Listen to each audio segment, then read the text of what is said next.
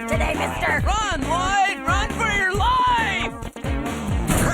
Hey! You ain't garbage! Yes, superlative! I was worried, Lloyd.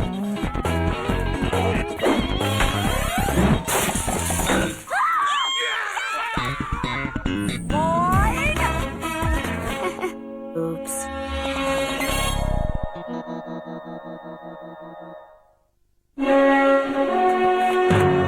We have done it, Jedediah. We have found the great Zeptav Passage. Bipeds throughout the ages will note this moment in history. Now, if we only had means of traversing that lake. Ezekiel, look out!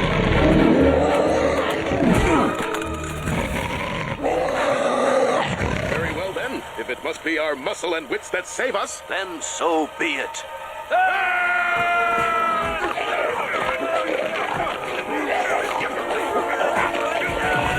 We have made it. once again, nature has challenged us. But our manful know-how and the spirit of the true adventurer have persevered. Let future generations be inspired by our triumph.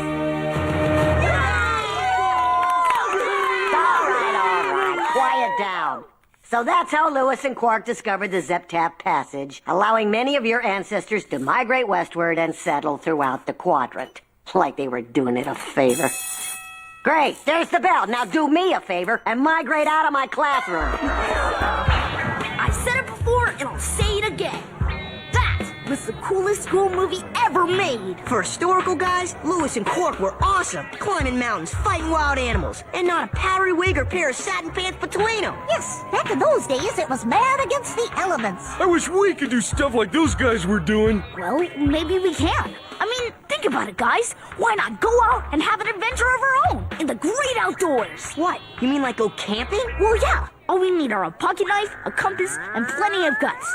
And maybe some string. Nebulon, I like the way you talk. It would be a thrilling opportunity to exercise our hunting and gathering instincts. I imagine dinner will taste oh so savory after I myself have wrestled it to the ground. And I could start a fire using nothing but sticks and some fire. It'll be like getting back to our roots. Just us men against the elements. Only one problem. Before we actually go up against these elements, we kinda gotta get to them. Why not ask our fathers to take us? Passing the flashlight down from one generation to the next, as it were. My dad did used to go camping before I was born. I bet he knows some pretty handy stuff. My dad likes rocks. Oh yeah, I can't Let's wait. do it. Oh, hey, sorry, buddy. Here we are all talking about going with our dads, and we kind of forgot about your dad not being around and all. Hey, don't worry about me. I know somebody I can ask is just as good. Z, 1,000,000,007. N cubed, 4,004. Let me get this straight. You want me to give up all this lollygagging around at the home, playing Fringo, snoozing half the day away in my reclinatron, so I can go roughing it with you and your friends out in some forest? Yeah, Grandpa Leo. At least I was hoping that maybe you would. Maybe? Why, of course I would. I always fancied the two of us going off and doing something like that. Yes, sirree, my boy. Don't you worry a bit. I'll show you how it's done. Ringo! Ringo! Camping, eh? Yeah, Dad, with me and my friends. I always fancied you and me heading off to the wilderness together someday. Why, sure, buddy. You really want to know how to rough it out there? You just leave it all to me. An intriguing proposal, Douglas. Truth be told, I have always imagined the two of us heading off on some sort of father-son retreat. Excellent! However, I know nothing at all about camping.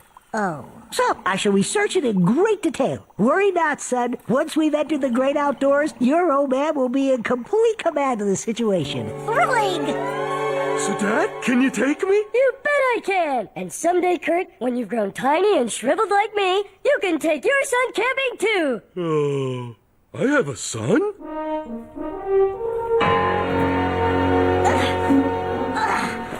Remember, son, lift from the legs, not the neocortex.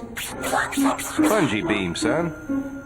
Never go camping without one. And before you leave, always check your flashlight. Well, we got all our stuff loaded up. Now it's off to Zoltan 3. Thanks for taking Lloyd, Dad. Heck, a herd of wild septipods couldn't keep me away. I don't get it. You guys pack up all this stuff and go on a long trip just so you can sleep in the dirt? I wouldn't really expect you to understand, Francine. You see, this is about us men, doing what men do best. Facing the elements, conquering mountains, chopping down trees. Going potty in a hole? That doesn't sound like much fun to me. Oh, now, Francine, I'm sure it'll be wonderful. Gentlemen, Let's hit the trail.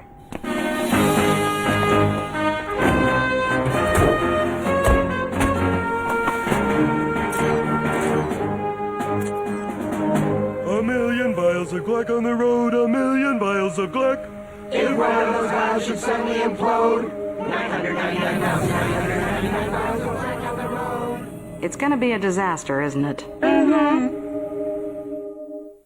One vial of Gluck on the road, one vial of Gluck. If that vial should suddenly implode, no more vials of Gluck on the road.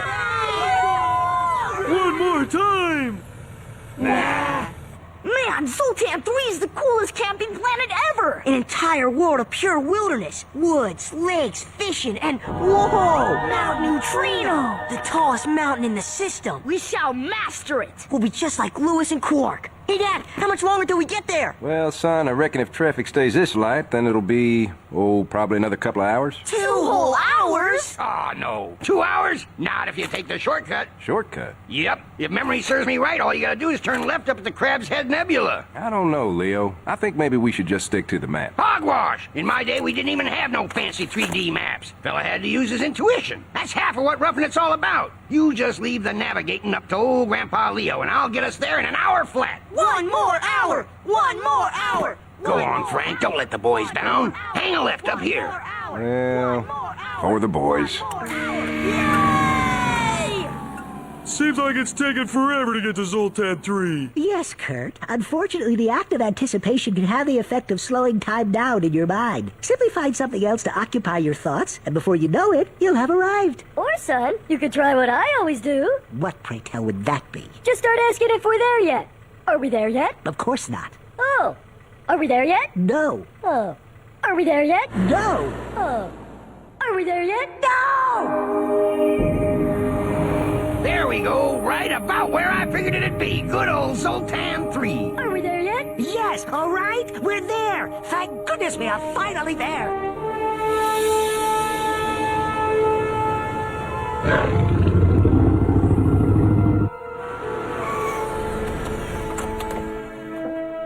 Whoa, check it out! This is even cooler than they describe it in the brochure. Like I always say, they don't got words to describe all the magnificent junk in nature. Whoa, what is that thing? It's a mountain, Kurt. Mount Neutrino, no doubt. Let's climb it! Yeah! Whoa, wait just a second, fellas. First we gotta set up camp. Now, Eddie, pay attention. Yes, you too, Douglas. Watch closely while I direct the construction of our tent. What I was about to say, Eddie, was the best place to put up a tent would be right about here. Actually, Douglas, careful research has taught me that a preferable spot would be over here. What are you doing, Walter? I'm teaching my boy the proper way to pitch a tent, if you don't mind. Maybe the proper wrong way. Watch and learn, boys, as I show old Professor McNoggin the proper right way to pitch a tent. Reading about it in books will only get you so far, after all. It'll get me far enough, Horton. Now, give me that tent. No! Don't be... Am I seeing stuff, or are our dads actually fighting over who gets to set up a tent? All right, fellas, while they get camp set up, we need to start cooking supper. Now we're talking, because to cook supper, we'll need a big old you-know-what. Mom? No, we gotta build ourselves a fire. Now this, Lloyd, is an axe. Sweet! Can I chop up some wood? Hold on there, boy. Chopping up trees is dangerous work. Just sit back and watch your Grandpa Leo do his thing. Oh, yeah. Here we go. And now we're chopping wood. Oh, this is gonna take forever. Oh, yeah, tough guy. Well, you think you could do better? You go right ahead. Hey, I'm pretty strong. Do you think maybe I could try? No, son, you sit down. This is something I've always dreamed of teaching you how to do. Well, Eddie, there you have it. The Campmaster Elite Series 2000 Wilderness Domicile. Fully assembled and ready for service. Hey, good job, guys. Yes, bravo! Yep, that's the power of educated guesswork for you, seeing as how Professor McNoggin here kept hogging the instructions. I would have gladly read them to you had you been willing to share your pegs. What are you talking about? You had enough pegs. I had nothing of the sort. In fact, I had to improvise on my side by doubling the tension on another peg. Oh, no. Don't tell me you... Well, who cares about tents anyway? Real men sleep under the stars, and I know the perfect spot. Right over there. Perhaps we should see about dinner. Boy, this is the life. Who needs wood when you can roast weenies over a portable energy orb? I don't know, Grandpa. I was kind of looking forward to starting a campfire with 2 sticks. Yeah, me too. Oh, come on. That's not what camping's all about. Camping's about rolling with the changes. It's about improvising. And it's about getting scared out of your wits telling ghost stories in the dead of night. Now you're talking. And I know just the story. Heard it when I was a kid. What's it called, Eddie's dad? It's called Bloody Tentacles. Bloody Tentacles!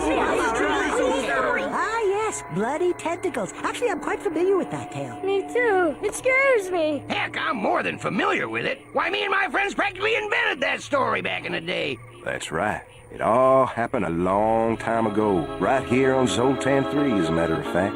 4 teenage boys, just about your age, went camping in a clearing. Just like this one, by golly. Completely ignoring all the warnings. Warnings? That's right, warnings. That just over that hill over there was a maximum security prison where the most dangerous, cold-blooded criminals from all around the galaxy were locked up. Well, those boys stayed up late into the night telling stories and singing songs. Then round about midnight, they'd put out their campfire, climbed into their sleeping bags, and went to sleep. No one knows how long they slept or even what time it was. When it came, quiet at first, but then slowly, a thump and a slither. A thump and a slither, moving through the bushes toward the camp.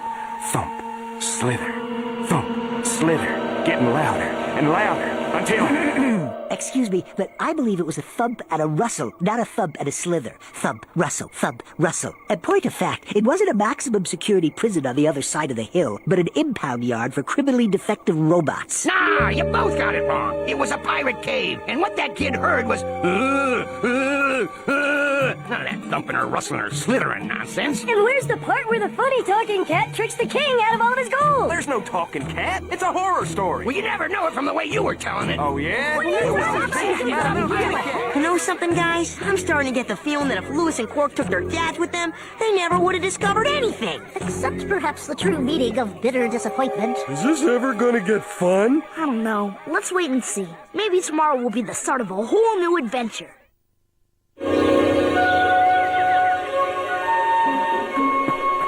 Grandpa, it's daytime. How about if we go hiking? Yeah, and maybe we can do some fishing or something. I know, Father. Let's all climb Mount Neutrino. Yeah! Sounds like an interesting notion, boys.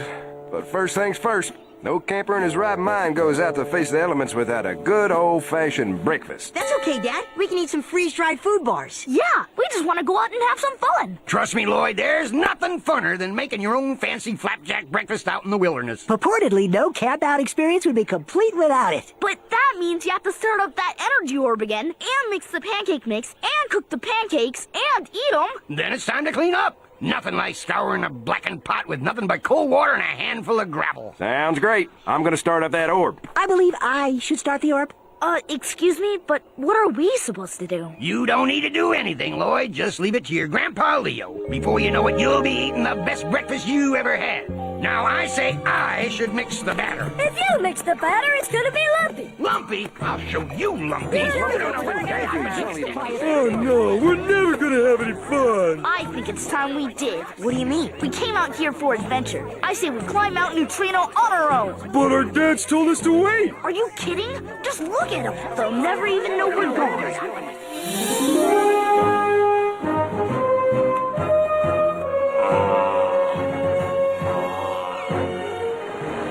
Now this is camping. Hiking through nature, chucking rocks, climbing over logs. And big old Mount Neutrino right in front of us. I figure we rest here, I refill my canteen in nature's faucet, and then we go conquer that bad old girl. I'm gonna go swimming. You do that, big fella.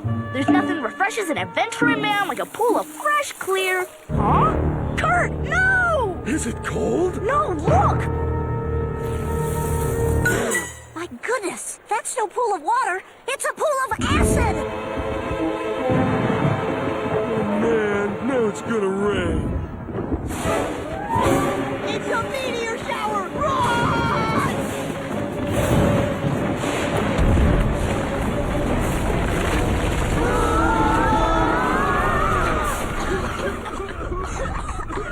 You guys okay? I I believe so. I guess. That must have been an earthquake. Great. Earthquakes, meteor showers, deadly pools of acid. Lloyd, when we get back to the campsite, remind me to tell your grandpa he's got lousy taste in vacation spots. Actually, Eddie, I'm not sure you're going to be able to do that. Why not? I'm afraid that fellow might have other plans for us.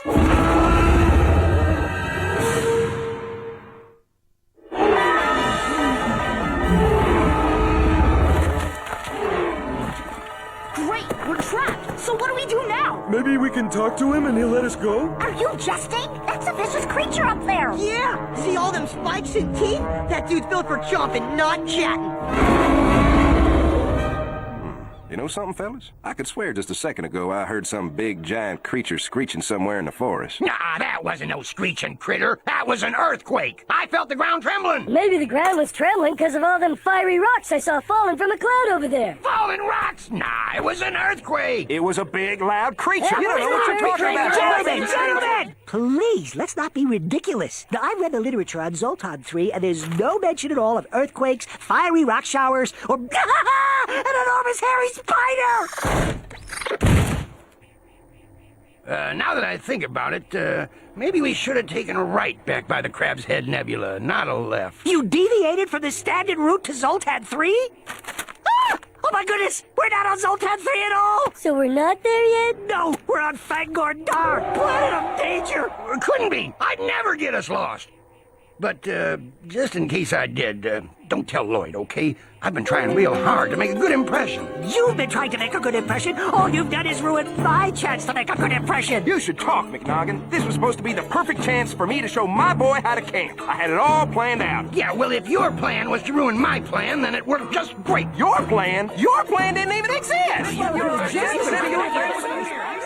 Goodness, fellows, we're certainly in a fix this time. I wish Lewis and Quark were here. Yeah, those guys would pick up a rock and a stick and bust into action. Well, Eddie, then maybe that's just what we gotta do. Lloyd, are you insane? Look at that creature. What about him? So he looks scary. So what? There's only one of him, and there's 4 of us. You saw what Lewis and Quark did to that monster on the mountaintop. How'd they do it? By doing what men do best.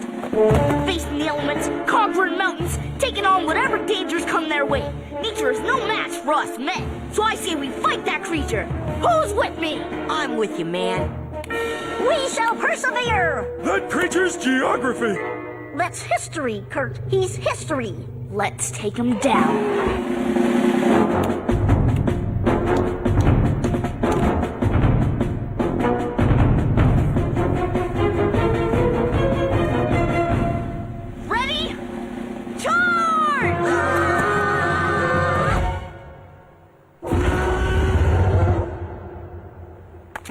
Well, it seemed like a good idea at the time. I'm scared, Lloyd. Where's he taking us? Back to his lair to eat us!